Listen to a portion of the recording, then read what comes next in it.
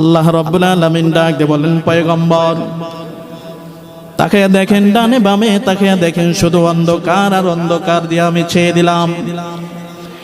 এই জামানার মানুষগুলো বড় জাহেল, এই জামানার মানুষগুলো বড় খারাপ, এই জামানার মানুষগুলো বড় জঘন্য হয়। আল্লাহ পাক রব্বুল আলামিন পয়গম্বরকে ডাক দিয়ে বলেন, পয়গম্বর এই দোষী মানুষগুলোকে যদি আপনি ভালো বানাইতে চান, তাহলে আমি আল্লাহ পাক রব্বুল আলামিন এমন একটা নির্ভুল কিতাব আপনার হাতে উঠায়া দিলাম পয়গম্বর। জিবরাইল এসে ডাক দিয়ে বলেন, পয়গম্বর আপনি পড়ুন রবের নামে, ইকরা বিসমি রাব্বিকাল্লাযী খলাক।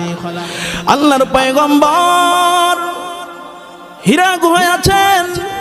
জিবরাইল ডাক দিয়ে বলেন, ও পয়গম্বর আপনি পড়ুন ইকরা বিসমি রাব্বিকা। ও পয়গম্বর আপনি আপনার রবের নামে পড়ুন, আপনি আপনার রবের নামে পড়ুন।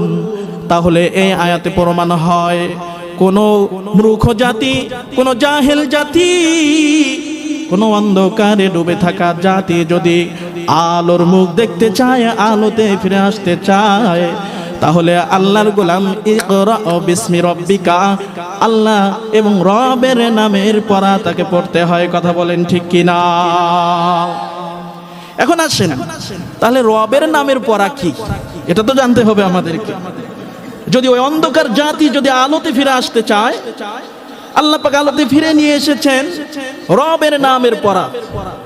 আল্লাহ পাক রব্বুল আলামিন ডাক দিয়ে বলেন, বান্দা বান্দিরাও তোমাদের জন্য আমি আল্লাহ পাক একটা ধর্মগ্রন্থ বানাইলাম, তোমরা কিভাবে চলবা, নিজের জীবনকে কেমনি দামি বানাইবা, আমি আল্লাহ পাক রব্বুল আলামিন সিদ্ধান্ত নিলাম বান্দারে তোমার হাতে কোরআনুল কারীম পাঠায়া দিলাম।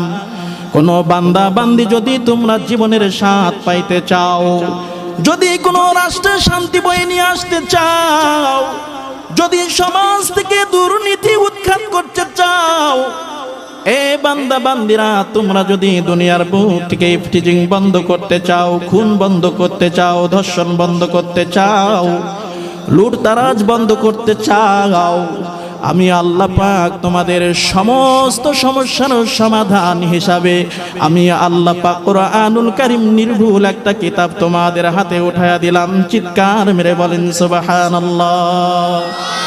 অন্ধকারের যুগে তুমি এসেছিলে, খোদার দেওয়া নূরে আলো জ্বালিয়েছিলে, তুমি আমার রাসূল, তুমি আমার নবী, তোমার জন্য সবই হয়েছে পৃথিবীর, তুমি আমার রাসূল, তুমি আমার নবী, তোমার জন্য সৃষ্টি হয়েছে পৃথিবী।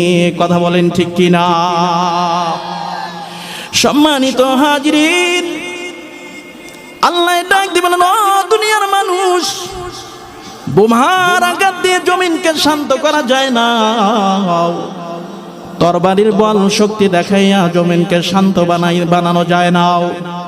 দেশের জনগণকে আইন দিয়ে কখনো শৃঙ্খলাবদ্ধ নিয়ে আসা যায় না। দেশের জনগণকে ফাঁসির কাস্টে ঝুলাইয়া অন্যায়ভাবে জেল জুলুম অত্যাচার করে কোনোদিন দেশকে শান্ত বানানো যায় না।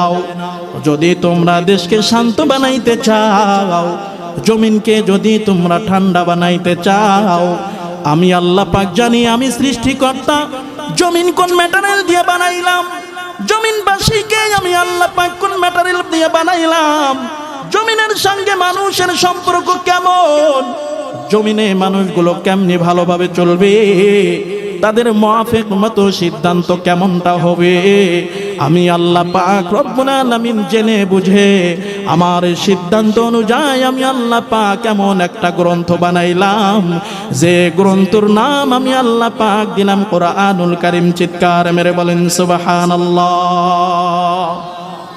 ভাই কষ্ট পাচ্ছেন? এখন আসেন, আমি আলোচনা অনেক গুছিয়ে নিয়েছি। এখন শুধু আপনাদেরকে সামনে দেব, আপনারা দেখবেন যে এমনি এমনি এমনি সব কিছু কথা বুঝতে পারবেন ইনশাআল্লাহ। সম্মানিত হাজিরিন, এখন আসেন একটু জবাব দিবেন, আমাদের ধর্মগ্রন্থ কি? আরো জোরে বলেন কি? সৃষ্টিকর্তা কে? কোরআন দান করেছেন যিনি, তিনি কে? আল্লাহ পাক রব্বুল আলামিন ডাক দিয়ে বলেন, দুনিয়ার মানুষ, জমিন ঠান্ডা হবে আমার কোরআন হাতে লাগাও। আল্লাহর গোলাম, এইবার আমরা কোরআনুল কারীমের ভেতরে প্রবেশ করব। আল্লাহ পাক রব্বুল আলামিন কোরআনুল কারীমের শুরুতেই আল্লাহ পাক বলেন, বান্দা, কেমন দামি কিতাব আমি আল্লাহ পাক তোমাদের হাতে উঠাইলাম। তামাম দুনিয়ার ইহুদি খ্রিস্টানরা, নাস্তিক মুরতাদরা তোমাদের সামনে যদি চ্যালেঞ্জ ছুড়ে দেয়, এ বান্দা বান্দিরা শোনো শোনো, আমি আল্লাহ পাক এমন একটা কিতাব তোমাদের হাতে উঠাইলাম, সেই কিতাবটা সামনে প্লেস করে দিবা। দুনিয়ার কোনো অপশক্তি কোরআনুল কারীমের সামনে মাথা উঁচু করাইয়া ওভারটেক করে চলে যাওয়ার মতো কারো সাধ্য হবে না। জোরে জোরে বলেন সুবহানাল্লাহ।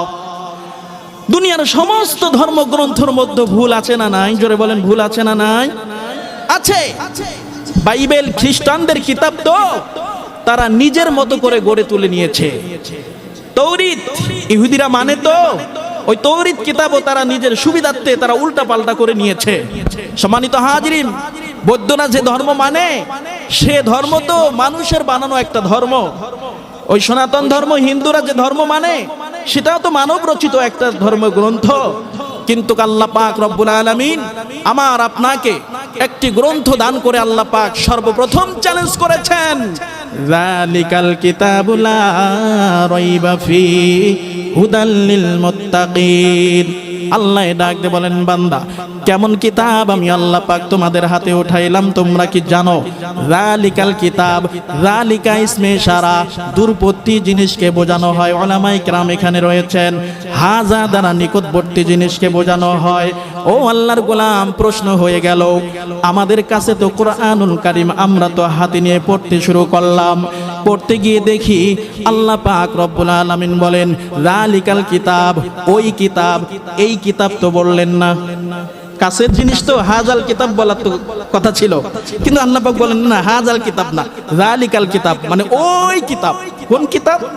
আল্লাহ বোঝাইতে চায়, বান্দা বান্দি শোন, যদিও হাতে উঠা দিলাম, বান্দারে একটা কথা মনে রাখবা, দুনিয়ার কোনো মানব রচিত কিতাব এটা নয়, এটা তোমার হাতের জিনিস নয়, এটা খেলনা নয়। যালিকাল কিতাব, আল্লাহ পাক দূরবর্তী ইসমে ইশারা ব্যবহার করিয়া আল্লাহ পাক একটা জায়গার দিকে ইঙ্গিত করলেন, সেটা হলো আরশে আজিমের ডান পাশে একটা জায়গা আল্লাহ পাক নির্ধারণ করেছেন, যেটাকে বলা হয় লৌহে মাহফুজ। লৌহে মাহফুজ আল্লাহ পাক রব্বুল আলামিন কোরআনুল কারীম হাজার হাজার বৎসর ধরে সংরক্ষণ করেছেন। আল্লাহ পাক এখানে যালিকা দ্বারা বোঝায়, বান্দারে তোমার কাছে হাতে উঠা দিলাম, ভাববা না এটা কাছের জিনিস, এটা কোনো এই দুনিয়ার জিনিস না, না না, যালিকা দিয়া বুঝবা এটা অনেক দূরের জিনিস। সেই জায়গাটার নাম হলো লৌহে মাহফুজ। জোরে জোরে বলেন সুবহানাল্লাহ। লৌহে মাহফুজ থেকে কোরআনুল কারীমের আগমন। আল্লাহ পাক রব্বুল আলামিন तमाम বিশ্বের নাস্তিকদেরকে চ্যালেঞ্জ ছুড়ে দিলেন, যালিকাল কিতাব লা রাইবা ফীহি হুদাল লিল মুত্তাকিন। আমি আল্লাহ পাক ওই কিতাবের মধ্যে বিন্দু মাত্র সন্দেহ রাখি নাই। বলুন সুবহানাল্লাহ। ভুল তো দূরের কথা, বিন্দু মাত্র সন্দেহ রাখি নাই। এ মুসলমান ইমানদার, আমার আপনার ধর্মগ্রন্থ কত শক্তিশালী ধর্মগ্রন্থ। আল্লাহ পাক বলেন, বান্দা সন্দেহ রাখি নাই, ভুল তো দূরের কথা, নির্ভয়ে তোমরা এর উপর আমল করবা। তোমরা যদি আমল করা কি পাইবা তোমরা কি জানো? কেমন সমাজটা তোমরা গঠন করতে পারবা? কেউ যদি তোমরা রাষ্ট্র পরিচালনা করতে চাও, বান্দারে আমি রাষ্ট্রের নামে একটা সূরা নাজিল করলাম, সূরাতুল মুলুক। আল্লাহর গোলাম, সূরা মুলুক আল্লাহ পাক নাজিল করে মানুষদেরকে, দেশ জাতি মানুষদেরকে ইঙ্গিত করেছেন, বান্দা আমি আল্লাহ পাক রাষ্ট্রের কিছু কথাও আমি আল্লাহ পাক কোরআনুল কারীমে তুলে ধরলাম। আজকে যারা মনে করে কোরআনুল কারীমে কোন কোনো রাজনীতি নাই, কোরআনুল কারীমে দুনিয়া পরিচালনার কোনো সমাধান নাই। নিঃসন্দেহে বুঝতে হবে আল্লাহ পাক যে ঘোষণা দিয়েছেন সকল সমস্যার সমাধান কোরআন, নিঃসন্দেহে ওই ব্যক্তিগুলো কোরআনুল কারীমকে অস্বীকার করেছে। জোরে জোরে বলেন ঠিক কিনা? কেউ যদি বলে রাষ্ট্রের কোনো রাজনীতি, কোনো সমাধান, কোনো থিওরি কোরআনুল কারীমে নাই, সুতরাং কোরআনুল কারীম ইসলাম দিয়ে রাজনীতিতে ঢোকা প্রবেশ করানো, স্বার্থ হাসিল করার জন্য, নিঃসন্দেহে সে কোরআনকে অস্বীকার করেছে। কথা বলেন ঠিক কিনা? সম্মানিত হাজিরিন, কোরআনুল কারীম এসেছে মানব জাতিকে বাঁচানোর জন্য, কোরআনুল কারীম এসেছে মানব জাতিকে মেনটেন করার জন্য, কোরআনুল কারীম এসেছে সমাজকে বাঁচানোর জন্য, কোরআনুল কারীম এসেছে রাষ্ট্রের স্বাধীনতা দেওয়ার জন্য। যারা বলে রাষ্ট্রে কোরআনুল কারীম চলে না, নিঃসন্দেহে সে আবু জেহেলের দালাল। কথা বলেন ঠিক কিনা? সম্মানিত হাজিরিন, রাষ্ট্র রাজনীতিবিদ কাকে বলে? বঙ্গবন্ধু শেখ মুজিবুর রহমান একজন রাজনীতিবিদ ছিল। কথা বলেন ঠিক কিনা? জিয়াউর রহমান সাহেব একজন রাজনীতিবিদ ছিলেন কি ছিলেন না? কেন রাজনীতিবিদ বলা হয়? এই জন্য রাজনীতিবিদ বলা হয় তারা রাষ্ট্র পরিচালনা করেছেন। কথা কয় না? রাষ্ট্র পরিচালনা করলেই তাকে কি বলা হয়? রাজনীতিবিদ বলা হয়। আচ্ছা বলেন, এতটুকু বুঝছেন তো? যিনি রাষ্ট্র পরিচালনা করেন তিনি রাজনীতিবিদ। বুঝছেন কথা? যিনি রাষ্ট্র পরিচালনা করেন তিনি কে? জোরে বলেন, তিনি কি? যিনি রাষ্ট্র পরিচালনা করেন তিনি কি? রাজনীতিবিদ। আচ্ছা বলেন, রাসূলুল্লাহ সাল্লাল্লাহু আলাইহি ওয়াসাল্লাম রাষ্ট্র পরিচালনা করেছেন কি না? কথা কয় না? তাহলে রাসূলুল্লাহ সাল্লাল্লাহু আলাইহি ওয়াসাল্লাম রাজনীতিবিদ ছিলেন না? কথা কন না কেন? রাসূলুল্লাহ সাল্লাল্লাহু আলাইহি ওয়াসাল্লাম ওই অন্ধকার জাতিগুলোকে, যারা দিনে দুপুরে অন্যের সম্পদ লুণ্ঠন করাটাই ছিল তাদের অভ্যাস আর পেশায় পরিণত ছিল, তাদের কাছে খুন, ধর্ষণ, রাহাজানি, ছিনতাই, জুয়া, হত্যা, লুণ্ঠন তাদের কাছে হাতের মোয়া ছিল। যে যত খুন, ধর্ষণ, রাহাজানি, ছিনতাই, জুয়া, হত্যা, লুণ্ঠন করতে পারবে সেই সমাজে তার দাম তত বেশি ছিল, তার গ্রহণযোগ্যতা বেশি ছিল। কথা বলেন ঠিক কিনা? এমন একটা পচা জাতিকে, এমন একটা অন্ধকার সমাজকে আল্লাহ পাক রব্বুল আলামিন যে থিওরি দিয়ে সোনালী যুগে পরিণত করেছেন, যে মানুষগুলো এতদিন পর্যন্ত রাসূলুল্লাহ সাল্লাল্লাহু আলাইহি ওয়াসাল্লামের কল্লা শিরচ্ছেদ করার জন্য তরবারি নিয়ে দৌড়াইতেন, সেই মানুষগুলোকে যখন কোরআনের বাণীর ভিতরে নিয়ে এসেছেন, কোরআনের আলো তাদের ভিতরে ঢুকিয়ে দিয়েছেন, কোরআনুল কারীম মদিনায় যখন রাষ্ট্রের ক্ষমতায় জায়গায় বসে গেল, ও মুসলমান ইমানদার, ইতিহাস প্রমাণ করে সেই সোনালী যুগ আজ পর্যন্ত আসে নাই। কিয়ামত পর্যন্ত সেই সোনালী যুগ আর পৃথিবীতে কায়েম হবে না। কথা বলেন ঠিক কিনা? সম্মানিত হাজিরিন, আমি একটা কথাই বোঝাইতে চাচ্ছিলাম, যদি সেই অন্ধকার যুগের জাহেলি মানুষগুলোকে যদি কোরআনুল কারীম ছায়াতলে নিয়ে এসে মানুষগুলো স্বর্ণে পরিণত হয়, তাহলে এখনো সম্ভব যে তামাম পৃথিবীর যত খুন খারাপি হয়ে থাকে, যত লুণ্ঠন, অত্যাচার, নির্যাতন হয়ে থাকে, সমস্ত জালেমকে আলোর পথে ফিরিয়ে নিয়ে আসার জন্য কোরআনুল কারীমেই যথেষ্ট। কথা বলেন ঠিক কিনা? এখনো আমরা ঘুমিয়ে আছি। আসলে কোরআনুল কারীম থেকেই যে আমরা স্বাদ পাবো, আমরা স্বাধীনতা পাবো, আমরা রাষ্ট্রের সুশৃঙ্খলতা একটা ব্যবস্থাপনারা পাবো, এটা কিন্তু কোরআনুল কারীমের মধ্যেই আছে। কথা বলেন ঠিক কিনা? ইহুদি, নাস্তিক, খ্রিস্টানরা আমাদেরকে কোরআন থেকে দূরে সরাইতে চায়, জন্য তাদের বিভিন্ন সময় বিভিন্ন স্লোগান দেয়। কথা বলেন ঠিক কিনা? সম্মানিত হাজিরিন, আল্লাহ পাক রব্বুল আলামিন ডাক দিয়ে বলেন, বান্দা, সংক্ষেপ কথা আল্লাহর গোলাম আয়। ও মা, ও বোন, আপনাকেও কান পেতে কথাগুলো শুনতে হয়। মাইনাস করে গেলাম অনেক কথা। ভাই, আপনাদের ভালো লাগতেছে না? ভালো লাগতেছে? এদিক ওদিক তাকাইয়েন না, আমার দিকে লক্ষ্য রাখেন। কথাগুলো বলছি তো, হয়তো আধা ঘন্টার মধ্যে নেমে যাব। আমাকে আপনি চাইলেও আর পাবেন না, অনেকে চাইলেও পায় না অনেক সময়। তো সম্মানিত হাজিরিন, খুব দিলের কানে কথাগুলো শুনবেন। আপনাদের কষ্ট হচ্ছে না তো? নারায়ে তাকবীর।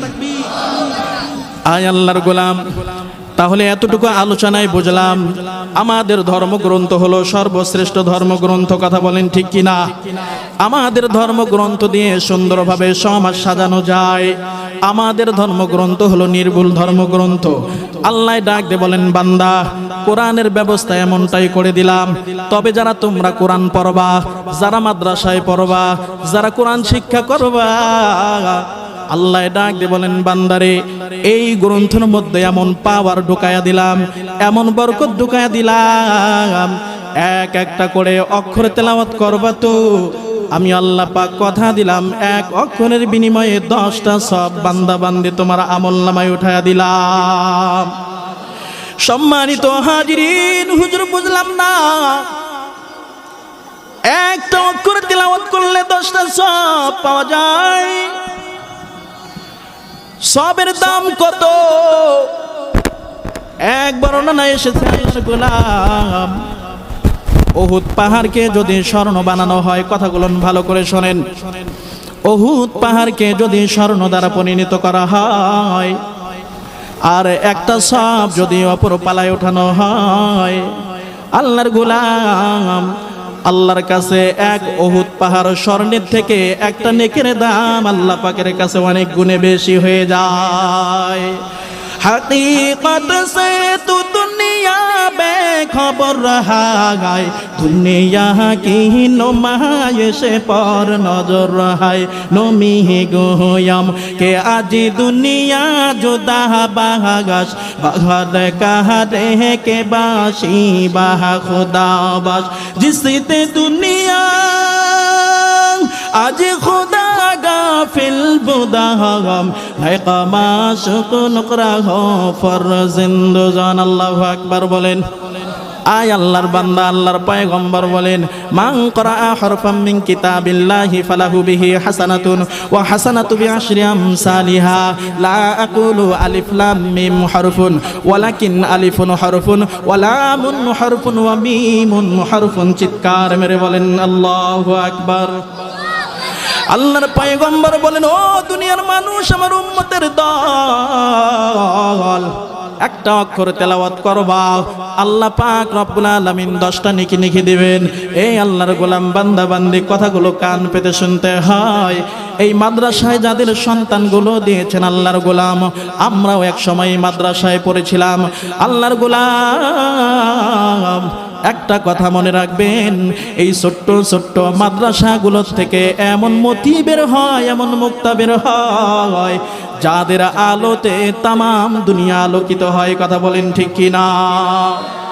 এ মুসলমান ইমানদার, অনেক লম্বা কথা আল্লাহর গোলাম, সব কথাগুলো বলা সম্ভব হলো না।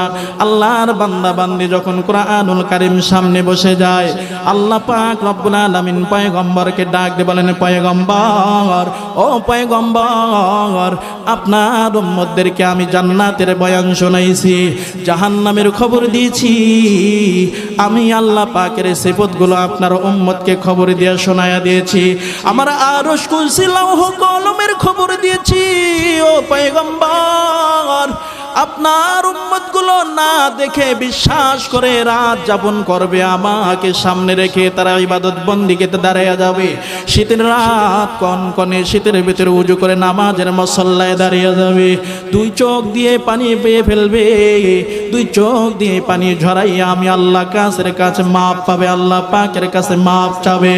ও পয়গম্বর, এত কিছু শুনাইলাম, এত কিছু খবর দিলাম, পয়গম্বর আমি তো সৃষ্টিকর্তা আল্লাহ, তাদের মনেও জাগবে যে আমরা আল্লাহকে যদি একটাবারে দেখতে পাইতাম, আল্লাহর সঙ্গে যদি আমরা কথোপকথন করতে পারতাম, মনটা ধন্য হয়ে যাবে। ও পয়গম্বর, আমার বান্দা বান্দিগুলোকে আপনি খবর দিয়ে দেন, যারা আমি আল্লাহ পাক রব্বুল আলামিনের সঙ্গে কথা বলতে চায়। ও পয়গম্বর, যারা আমি আল্লাহ পাক রব্বুল আলামিনের সঙ্গে কথা বলে নিজের দিল ঠান্ডা করতে চায়, ও পয়গম্বর, আমারও মন আছে, আমার কুদরতি অন্তর চায় আপনার উম্মতের সামনে দাঁড়ায়া যায়, কিন্তু না না না, তাদের চক্ষু সহ্য করতে পারবে না, তারা পুরে ভস্ম হয়ে যাবে। ও পয়গম্বর, তবে একটা রাস্তা বাতলায়া দিলাম, আপনার উম্মতগুলো যদি আমার সঙ্গে কথা বলতে চায়, এই স্বাদ যদি তারা পাইতে চায়, আপনার উম্মতগুলোকে আপনি জানিয়ে দেন, তারা যেন কুরআনুল কারীম নিয়ে বসে যায়। কুরআনুল কারীমের যতটা অক্ষর শব্দ পড়বে, আমি আল্লাহ পাক কথা দিলাম ততবার বান্দার কথার জবাব দিব। চিল্লায় বলুন সুবহানাল্লাহ। সম্মানিত হাজিরিন, অনেক লম্বা হয়ে যায়। আয় ছোট্ট একটা ঘটনা মনে পড়ে গেল। আল্লাহর বান্দা কান পেতে কথা বলুন, শুনতে হয়। ইমাম ফখরুদ্দিন রাজি রহমাতুল্লাহি আলাইহি একটা ঘটনা নিয়ে এসেছেন। ইমাম